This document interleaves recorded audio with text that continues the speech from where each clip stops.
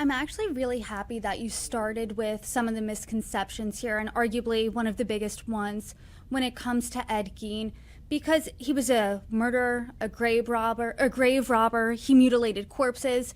When you, in your book Deviant, described the House of Horrors, I was listening to the audiobook and I was on a run and I was by myself, kind of in a wooded area. And I mean, it freaked me out so much that I got out of that wooded area as fast as I could. My split for that mile was incredible. That's how fast I was running. But his house was horrifying with what he did to body parts, how he Mhm. used them for household items and furniture, face masks, the woman's suit made out of skin.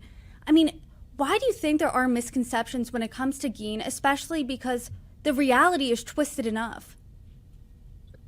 Well, first of all, at least in popular entertainment, we're obsessed with serial killers.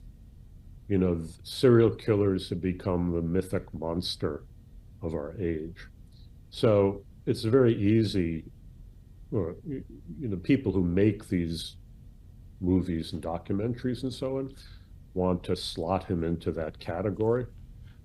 And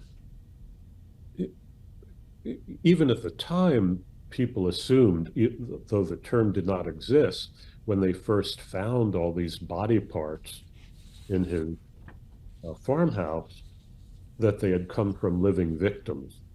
So the immediate suspicion was that Geen was, again, they didn't have the term serial killer back then. They would have called him a mass murderer. So that label, is easy to apply to Geen. And in some respects, Gein's crimes are so unimaginable, so unspeakable, so beyond the bounds of human comprehension that it's easier to categorize him as a serial killer than to describe him as what he was, for which no term, I mean, I say necrophile, but he wasn't really even a classic necrophile. Necrophilia refers to having sex with corpses. Geen, as far as we know, never consummated a sexual relationship with any of these dead bodies.